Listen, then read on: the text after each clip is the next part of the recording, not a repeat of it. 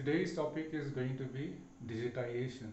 We have already spoken about the various aspects of digitization and what is digitization and how it is done, and all those different aspects of digitization has been discussed in the previous class. So today we are going to discuss about the digitization, basically about the process. So what happened is that in digital library, please remember that digitization is not always necessary.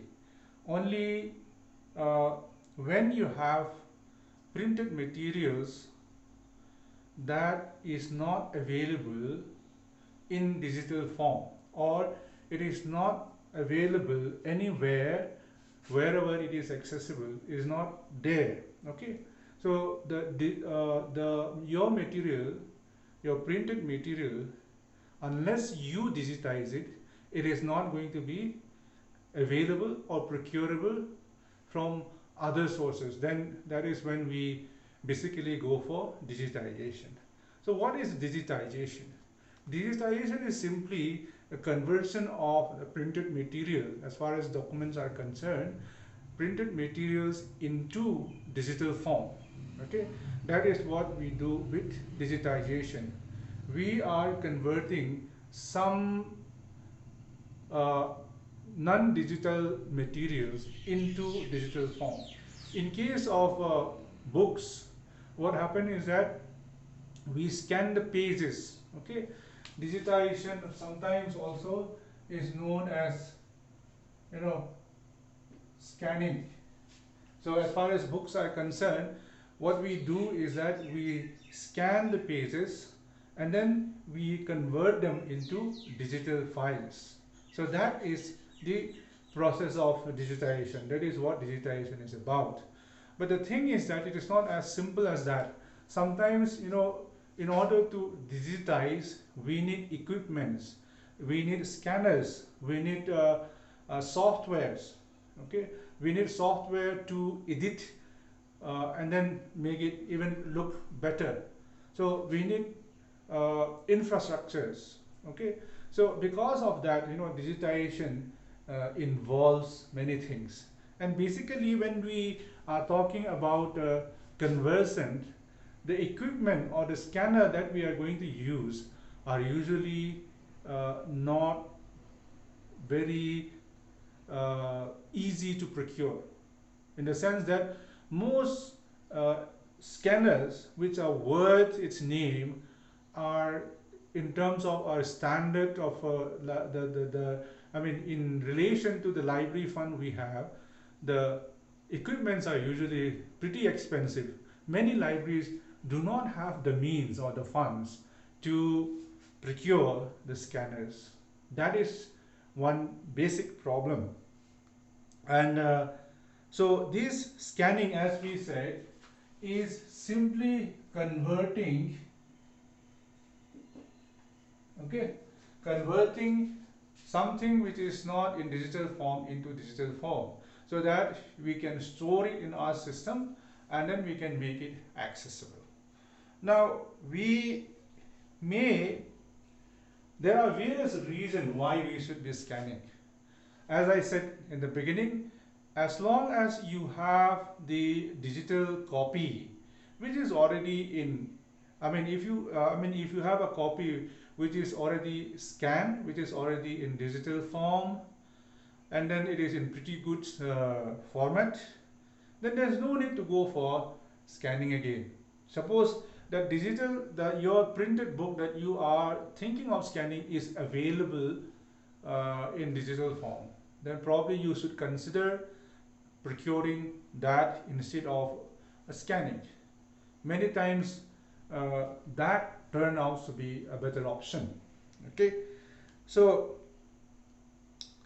you do the digitization process involves scanning, and then it also involves proofreading. Okay, let us say, simply said, editing.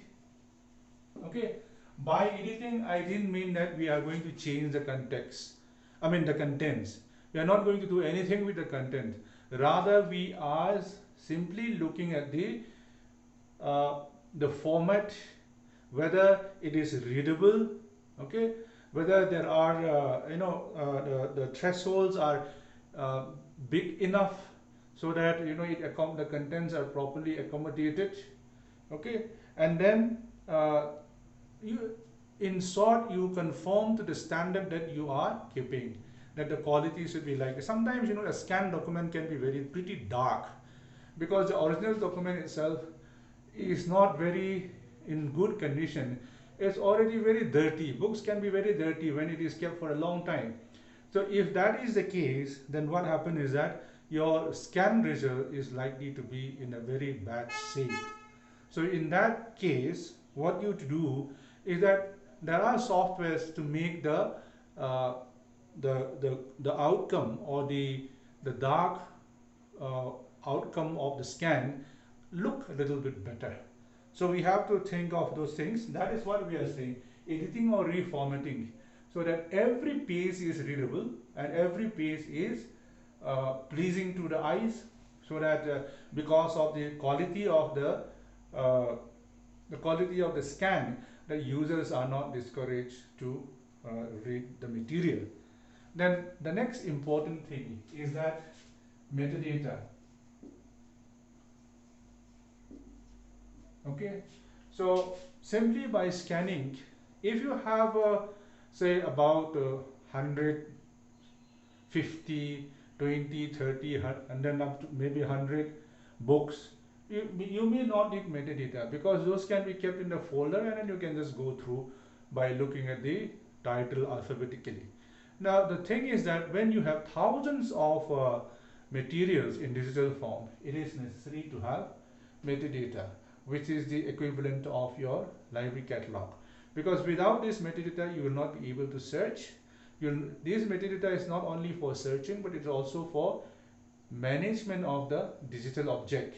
Okay, so when a number of the digital object, or let us say the number of books that you are scanning becomes big, then probably you will be using a database system. So once you use a database system, in order to query and in order to uh, modify and in order to retrieve, you need metadata. Okay, so metadata is going to help you to manage your digital content as well as to retrieve it. So every scanned document may or may not need metadata. Again, now say for instance that your document is locally produced.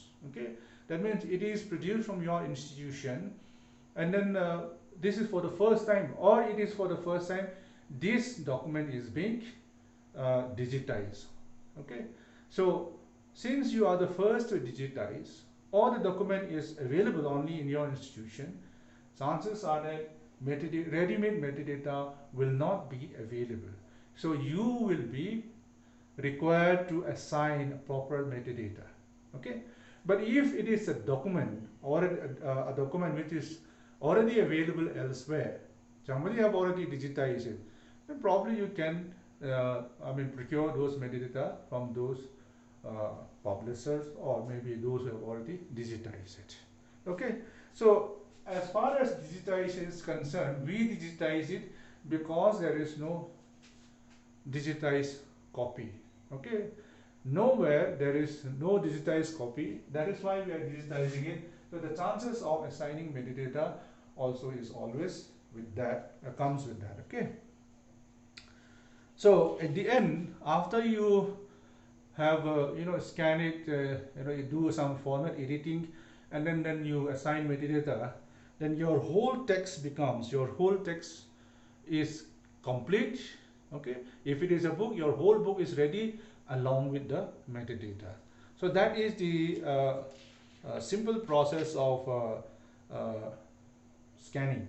Okay, now there may be instances where you have those we are concerning about, copies where you have, where you have the collection as a printed materials only. Now what do we do with electronic copies? electronic copies, you don't have to digitize it with electronic copies. Sometimes you have a collection. Maybe the collection is the product of your institution, and that product of your institution you already have in electronic forms. Then if it is in electronic forms, there is no need to digitize it because it is already in digital form. Now what you have to do is that there are certain things which is not yet done. The process of scanning can be avoided because it's already in digital form, but the process of format editing and assigning metadata is necessary. Okay, so this digitization process of format editing, because every digital object may not be in the format or the standard format that you would like all your materials to be available. Some may be in some other form, some may be some other form, depending upon what was the choice of the author. On that basis it might have been, this format have been pretty varied and scattered. So for that we have to see that the presentational format, or the way the document is being presented are in a uniform format. So we may like to do format editing and then assigning metadata. Okay, so like any other project, when you are doing digitization also, there is a need to plan. Okay, we always plan. So we have to see that whether the copies that the document that we are going to digitize contain some delicate materials. Okay, materials which can get spoiled when we go through the process of digitization. And then so we have to see that these delicate materials are not tampered with, are not spoiled in any case, because most delicate materials are rare documents where you don't have copies to replace it. So those things needs to be proper handling.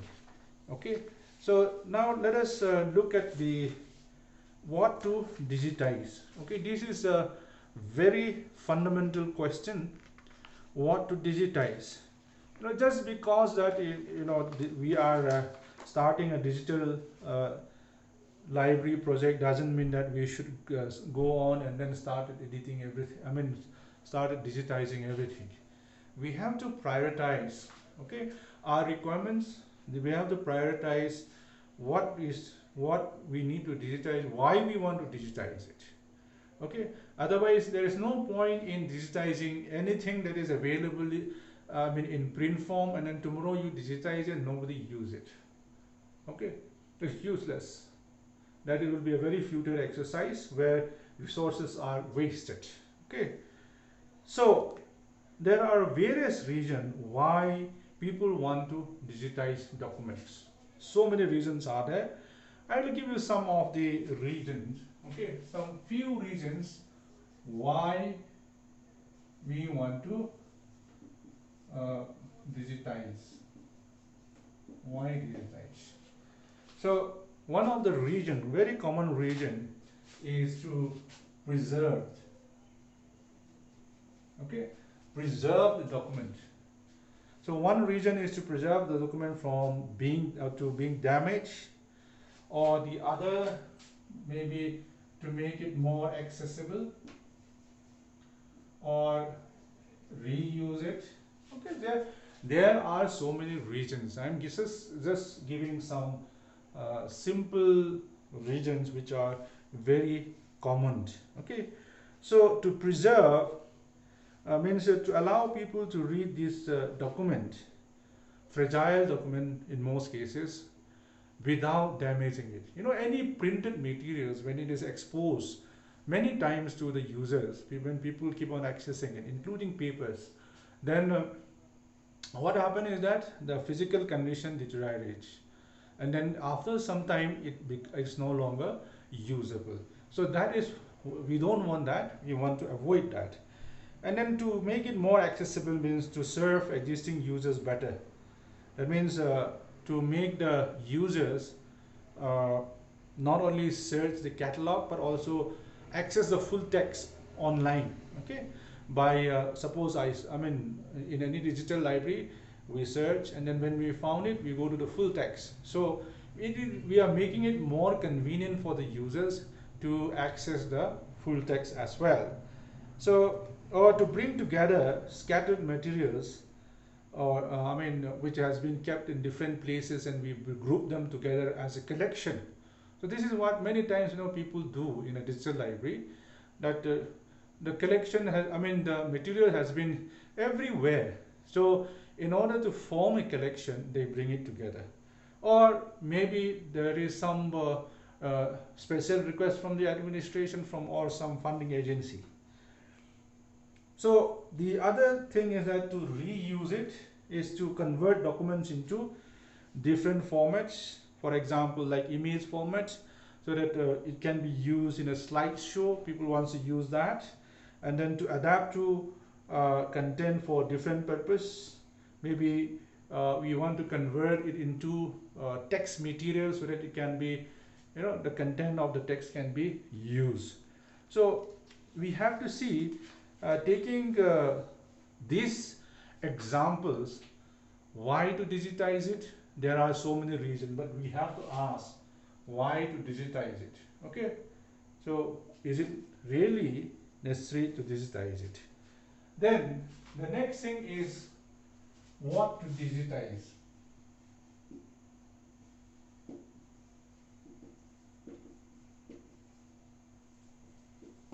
Okay, what to digitize.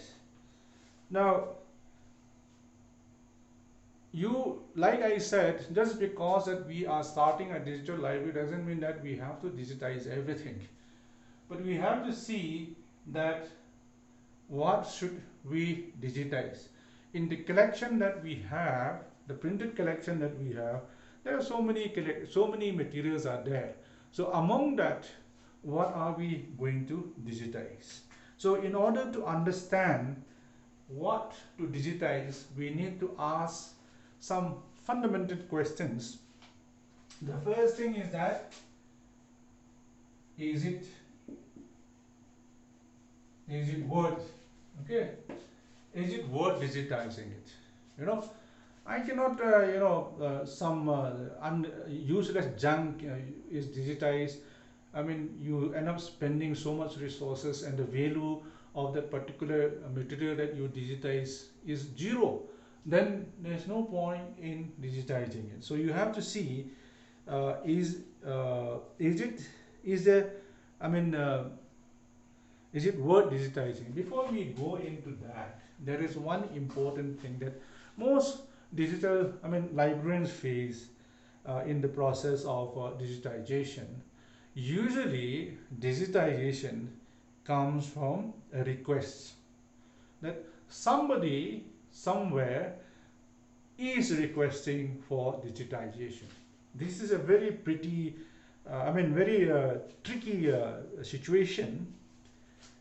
Is that somebody, maybe the request comes from the funding agency, or the request comes from the administration, somebody who is sitting right on the top. It comes from your boss, then you can't refuse it. You have to do it, even when you know that the I mean the document is useless. But if boss says, boss is always right. We all, librarians land up in these kind of peculiar situations many times. So it has both advantage and disadvantage. When the purpose of digitization is coming from outside with a request, the advantage is that the requester will support digitization effort. If it is coming from your boss will support your digitization process. So the political or administrative part of, you're free from that political administrative part of the aspect of the digitization. And if it comes from the funding agency will provide you with the resources that is required for digitization. Now, the disadvantage is that the particular document to digitize are not always the most appropriate one. They may be very low in priority. Okay. Anyway, regardless, we have to go through these what to digitize. Then at the end, we'll be able to come up with, is it worth digitizing, right? That is one thing. Or is information valuable enough as you access this? Deal with this. Whether it is worth digitizing it.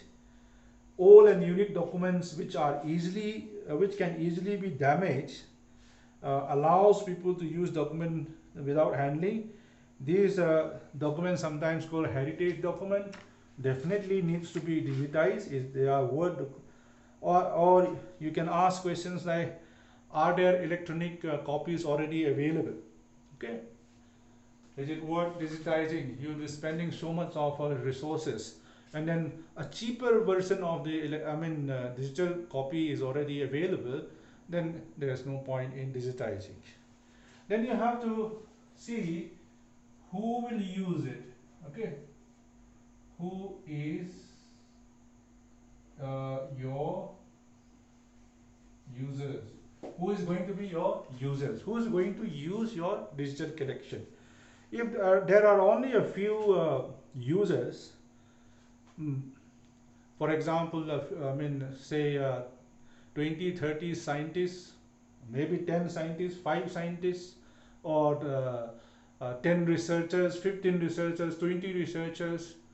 Okay, so if that is the case, then there's no need to digitize. Instead of starting a digital library, I'm not saying not to digitize, but instead of starting a whole digital library for that 15 users or 10 users, highly specialized researchers, instead of that, I think it is better that you make copies of that material that they are looking for, send it to them, give it to them. That might be much cheaper. Okay, or maybe there is a large number of potential users, okay, and they don't have access to computer. Now the users, the next scenario is that the first scenario is number of users is very small, so then you can just give them copies, photocopy them and send it to them. And the next scenario is that you have a large number of users, okay, quite a good number of users, but the information that you are going to digitize, that information that you want to share with this large number of users are not big. So in this scenario, what happens is that you can think of an application based digital collection. Since your collection is not very big, maybe it can come easily in a CD-ROM, okay, or it can come in today's world. Maybe it can be fit into a mobile application with a few MB of files only. Okay, then what happens is that you can think of putting those things in that format, a mobile application, or maybe in a CD-ROM, and then distribute to these users. Because the content of your document is limited and it's not likely to grow. That is also one important criteria. Okay, it's not likely to grow, so put them in that kind of, bind them with an application, and then they can simply flip through the tab. Maybe they can have a tab on the basis of a category 1, 2, 3, just like a web page. Okay, small web page, they can have access to that. But your collection is huge, your number of users are huge, then like we said, when you have that kind of audience and collection, then you have to go for database management system. That is when you need a full-fledged digital library.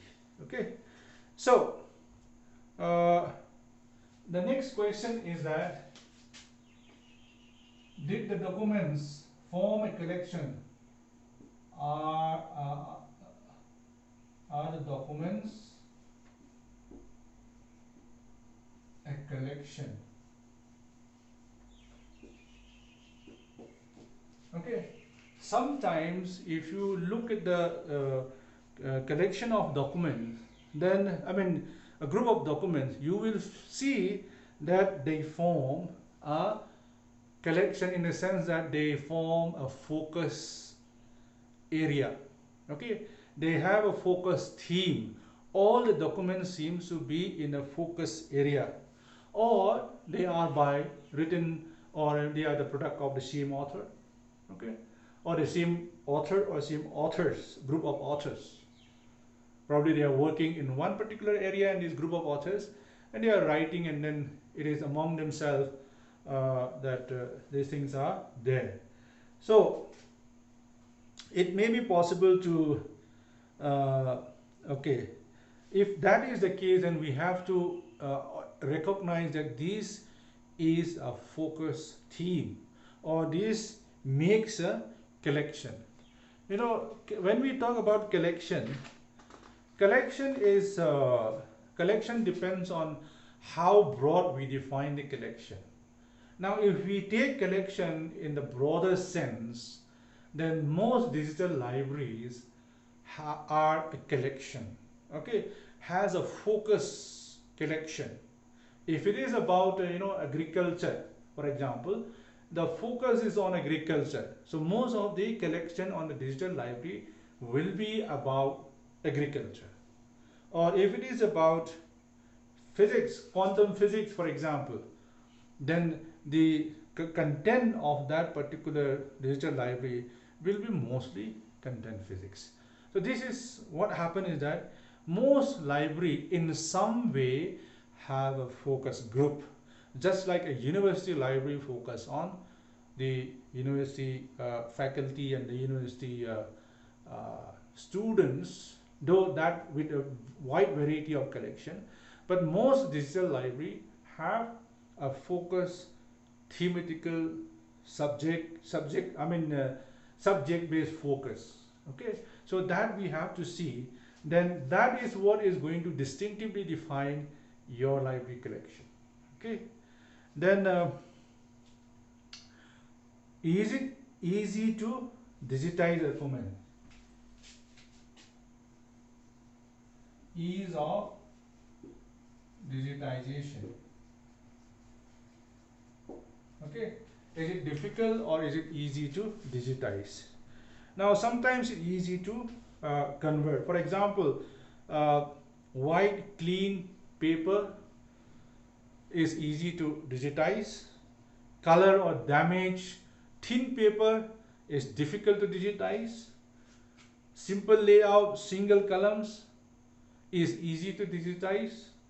Complex layout multiple columns are often difficult to digitize. Single sheets are very easy to digitize. Fragile and heavy bindings, when the books are so thick, that is very difficult to digitize without causing damage to the materials, because our objective is not to cause any damage to the original. So it becomes very difficult to digitize. Then straight text with headings. Okay, few pictures are easy to digitize. Many pictures, equations, tables are very difficult to digitize. Of course, it is easy to scan, but when you try to make this kind of complex content, OCR, optical recognition reading. So once we try to convert them in using some OCR software, make the full text readable, machine readable. Okay, that every word is made searchable. Then you have to run an OCR. Then the problem is that all those equation and complex thing becomes, for any OCR, it becomes very difficult to understand those things. Okay, that is why it is not only about scanning but also about converting the image into full text. Okay, now let me make one thing clear here.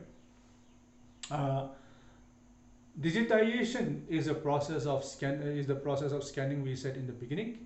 So when we are scanning, what happens is that we have a camera.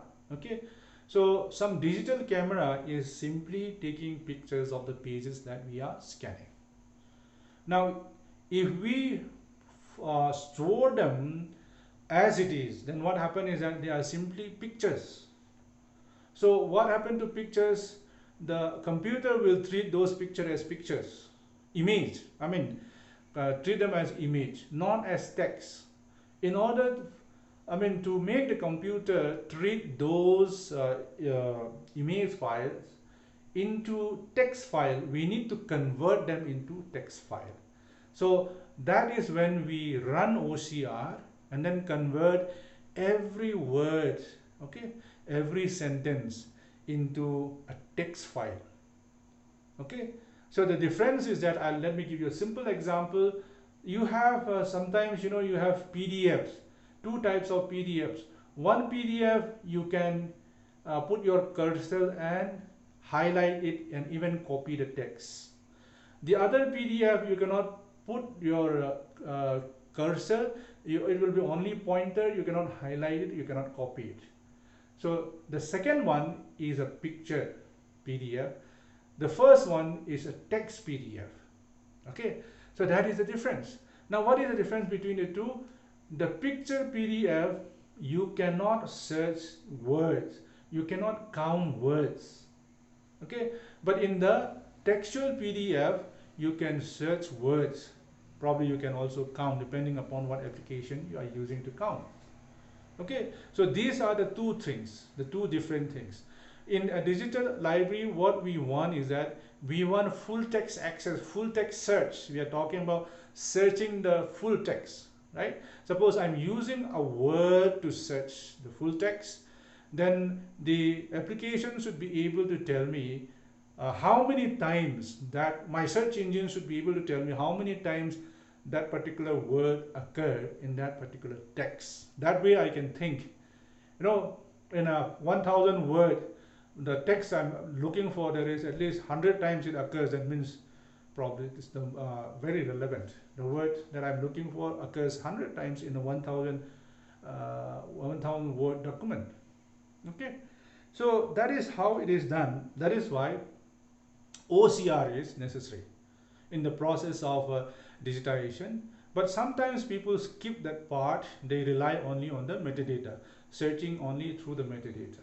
Okay, of course that is a choice. If we most scanner these days, if you're buying a scanner, if you're procuring a scanner, most scanners comes with OCR. Then standard computer typeface are easy to digitize. Unusual typeface, poor quality printing, typewritten or handwritten are difficult to convert or digitize. Unaccented Roman scripts are easy to digitize. Accented and non-Roman scripts, some other scripts, are difficult.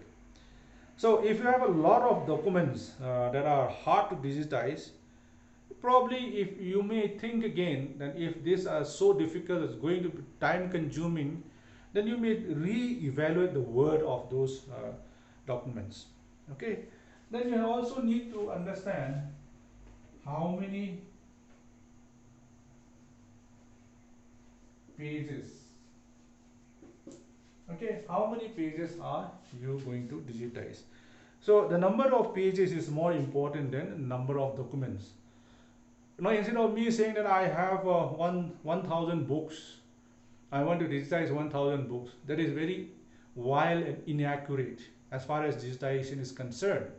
So what I would like to is that if I can say I have say 30,000 or 50,000 pages to digitize, then it is much more accurate. Then what happens is that when I know the number of pages, I can estimate what is going to be the cost. Okay, so when I know the number of pages, I can think whether I should buy equipment to digitize these things, or will it be cheaper if I outsource, give it to somebody who is specialized in digitization, make them do the digitization process, whichever is which is going to be more cheaper on that basis. Because once I know the number of pages, then I can be able to do this cost benefit analysis and take very informed and concrete decision. Okay, then is your digitization going to be one time? Okay, is it going to be one time or ongoing? That means that as I mentioned in the previous class,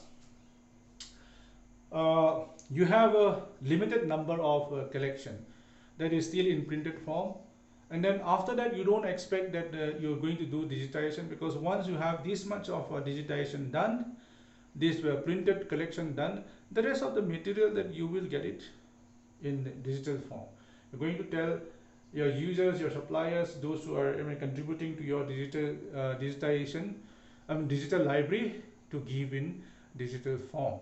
So if that is the case, then you are doing a one-time digitization.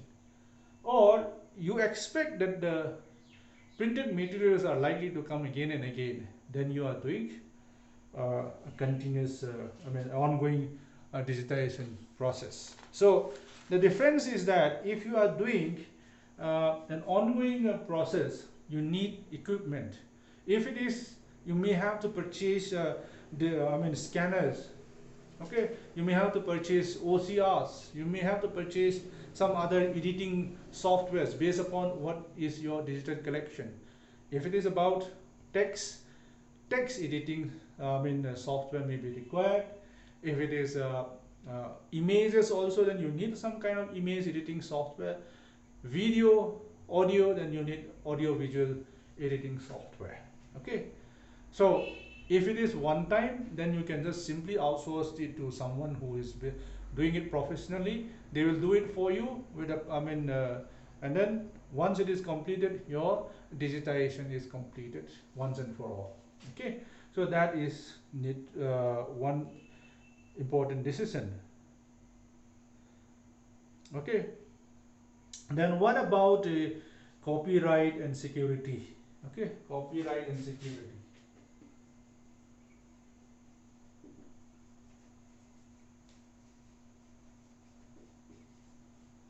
This is a very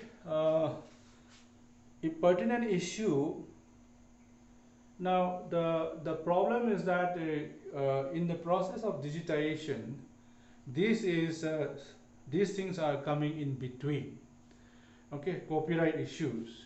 So it is important for librarians to ensure that the document is you have the copyright to digitize it, or you are able to purchase a copyright, or there is no copyright issue as far as that document is concerned. So every document needs to be checked for copyright. And then once this document, for example, you have the permission to do digitization and keep it in your digital library, you have to do some kind of restriction, that copyright end user restriction, that they should be able to do this and that kind of, they should be able to read only in some cases, for example, and then they should not be downloading or taking screenshots and all. Okay, so that also is important. Those things also needs to be considered. Now, prioritizing the documents, once you have decided what to digitize, then you need to do prioritization.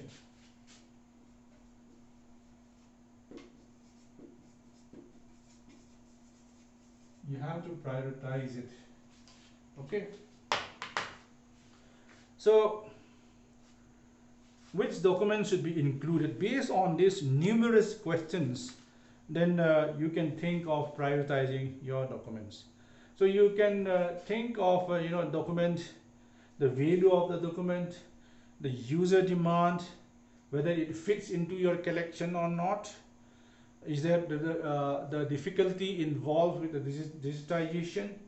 Then the number of pages, the copyright issues, security, whether it comes from a request from somebody who's whose request cannot be ignored.